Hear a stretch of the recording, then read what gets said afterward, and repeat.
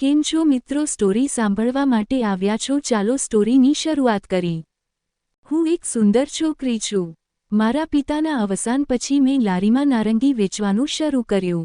એક નાનો છોકરો રોજ મારી દુકાને આવતો અને મારી પાસેથી નારંગી ખરીદતો। પરંતુ જ્યારે સંતરાની સિઝન પૂરી થઈ ત્યારે તે મારી પાસે આવ્યો અને મને ઘણા પૈસા આપ્યા અને કહ્યું કે ગમે ત્યાંથી 220 નારંગી ખરીદીને મને આપો, નહીં તો હું મરી જઈશ। અને મને સાંભળીને ખૂબ જ આશ્ચર્ય થયું કે મારી માતા આ પ્રકારનું કામ કરતી નથી।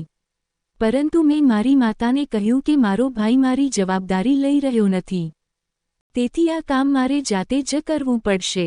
હું રામુકાકા સાથે પહેલીવાર બજારમાં ગયો હતો અને હું ત્યાંથી ઘણા કપડાં પાછા લાવ્યો અને 7 વાગે હું બજારમાં ગયો અને ત્યાં ઊભો રહ્યો।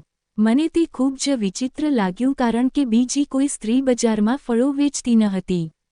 આ કામ શરૂ કરનાર હું પહેલી છોકરી હતી। લોકો મારી પાસે દરરોજ તાજા ફળો ખરીદવા આવતા। મને જોઈને અન્ય મહિલાઓએ પણ બજારમાં પોતાની વસ્તુઓ વેચવાનું શરૂ કર્યું। મને તેમની પાસેથી મદદ મળી। હવે મને સારું લાગ્યું। વાતાવરણ પણ ઠંડુ થઈ ગયું હતું। હું તે છું, મેં કહ્યું, મારે 1 કિલો નારંગી ખરીદવી છે। તેણે કહ્યું, મારે નારંગીનો ટુકડો જોઈએ છે। મેં આ સાંભળ્યું અને મારી આંખો આંસુઓથી ભરાઈ ગઈ। મારા જીવનમાં તે પ્રથમ ગ્રાહક છે જે આટલી લાંબી કિંમત સાથે નારંગી ખરીદવા માર્કેટમાં આવ્યો છે। મને લાગ્યું કે કદાચ તે કંગાળ હોવો જોઈએ। જ્યારે મેં તેને પૈસા આપવા માટે મારું પર્સ કાઢ્યું ત્યારે મેં તેને કહ્યું કે કોઈ સમસ્યા નથી। તેણે કહ્યું, હું તમને પૈસા આપીશ। મેં કહ્યું, હું તમને પૈસા આપીશ। તેણે કહ્યું, હું તમને પૈસા આપીશ। મેં કહ્યું, હું તમને પૈસા આપીશ। તેણે કહ્યું, હું તમને પૈસા આપીશ। મેં કહ્યું, હું તમને પૈસા આપીશ। તેણે કહ્યું, હું તમને પૈસા આપીશ। બાકી તમે રખો। આટલું કહી તે પોતાની કારમાં બેસી ગયો અને ત્યાંથી ચલો ગયો। જે મારા જીવનમાં આવે આની ચલો ગયો। ઘરે પહોંચી ગયે પછી પર હું તેનો વિષય વિચારતી રહી। તેની લીલી કરો ઠેકડે આને 200માં 1 નારંગી ખરીદવી। બીજા દિવસે હમ ફરીથી નારંગી વેચી રહી હતી। હું બીજા દિવસે નારંગી વેચતો હતો। અચાનક એક યુવાન મારી પાસે આવ્યો અને ઊભો થયો। તેણે લાલ કાર અને લાલ કપડાં પહેર્યા હતા।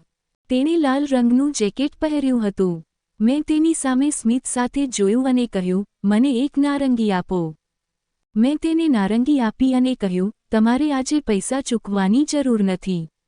પણ તેણે ફરી મારી સામે જોયું અને મને ₹100 કહ્યા। હું બીજું ફળ ખરીદવા ગયો, પરંતુ તેણે બીજું ફળ ખરીદવાની ના પાડી। મેં તેને બજારમાંથી તેના ઘરે પરત કર્યો અને ફ્રિજમાં 3 કિલો નારંગી રાખ્યા। જ્યારે તે બજારમાં આવ્યો ત્યારે તેણે મારી પાસે નારંગી માંગવાનું શરૂ કર્યું। મેં તેને કહ્યું, સાહેબ, હવે બજારમાં નારંગી ઓછા આવે છે। નારંગીની સિઝન હવે પૂરી થઈ ગઈ છે। આ સાંભળીને તેના ચહેરા પર એક વિચિત્ર ડર દેખાયો। વિશ્વ માટે, પરંતુ તે પછી નારંગી જતી રહેશે અને તમે તેને 9 મહિના પછી મળશો। આજે તેણીએ મને ₹8000 ને બદલે ₹200, પરંતુ મેં તે સ્વીકાર્યું નહીં।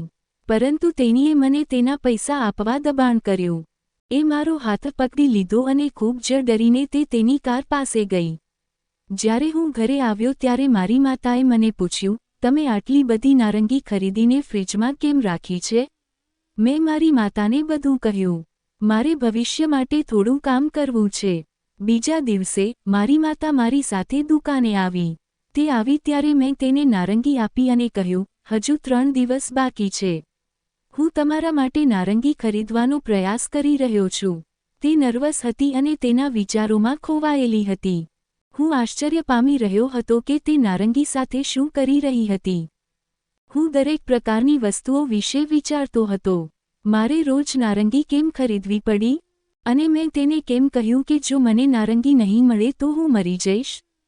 હું કંઈ સમજી શક્યો નહીં। તેથી જ મેં તેની પાછળ જવાનું નક્કી કર્યું। મેં મારી માતાને દુકાન સંભાળવાનું કહ્યું અને હું ગુપ્ત રીતે ગયો અને હું કારની પાછળની સીટ પર બેસી ગયો। તે એટલો ડરી ગયો અને નર્વસ હતો કે તેને ખ્યાલ પણ ન આવ્યો કે કારમાં બીજું કોઈ છુપાયેલું છે। મેં ગાડી સીધી રેલવે સ્ટેશન તરફ હંકારી અને નીચે ઉતરવા લાગ્યો। હું ઝડપથી નીચે ઉતર્યો અને ટ્રેનની પાછળ સંતાઈ ગયો।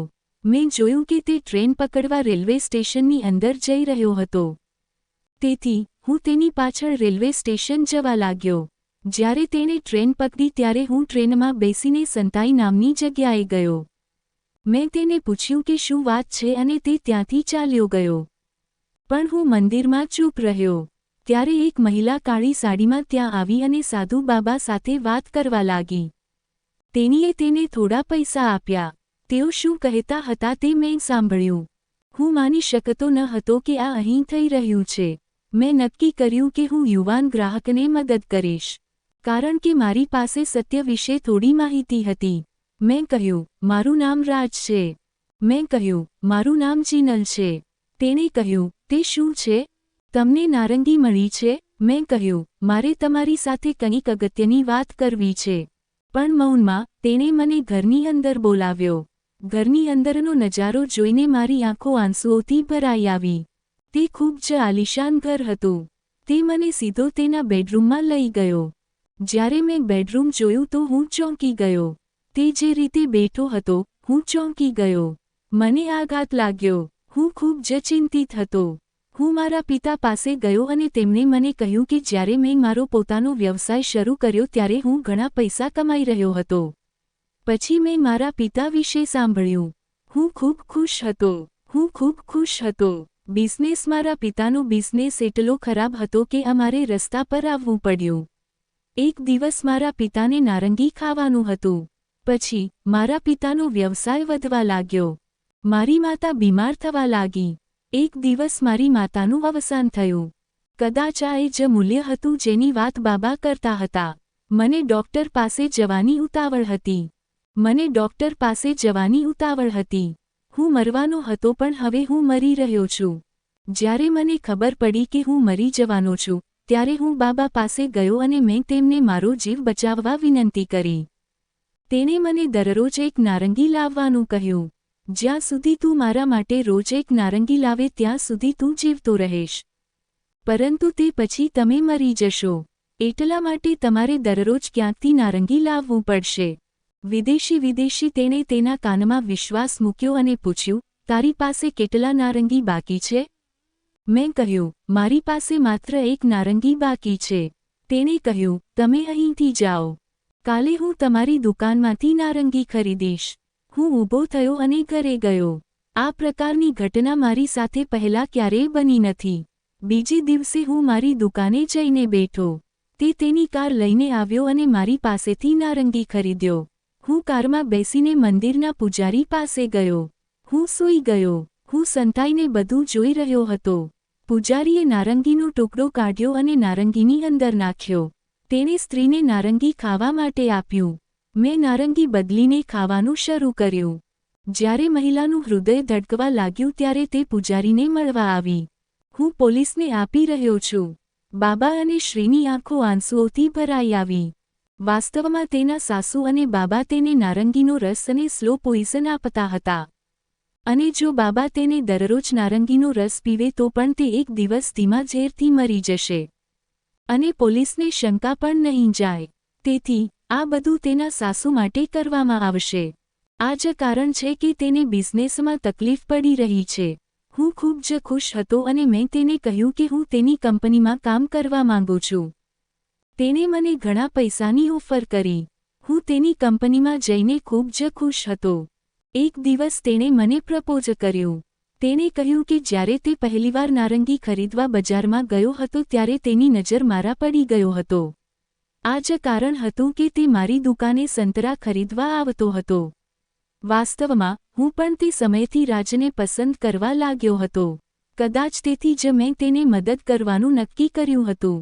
અમે બંનેએ લગ્ન કરી લીધા અને લગ્ન પછી રાજે કહ્યું, હું ઈચ્છું છું કે તારી માતા અમારી સાથે રહે. આવી જ વાર્તા સાંભળવા માટે ચેનલને સબસ્ક્રાઇબ અને વિડીયોને લાઇક કરજો મિત્રો. ધન્યવાદ.